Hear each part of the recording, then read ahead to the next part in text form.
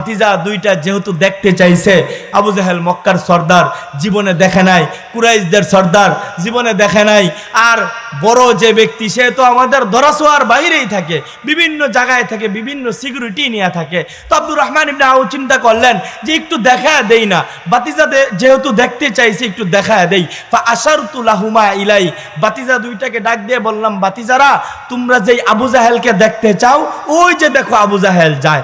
আল্লাহু আকবার, আল্লাহু আকবার।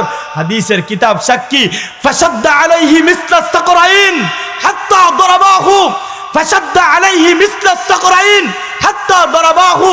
সঙ্গে সঙ্গে ওই দুই নওজোয়ানকে যখনই আব্দুর রহমান ইবনে আউফ আবু জাহেলের দিকে ইঙ্গিত করে দেখাইলো, সঙ্গে সঙ্গে তারা তরবারি নিয়ে আবু জাহেলের উপর ঝাঁপায় পড়লো।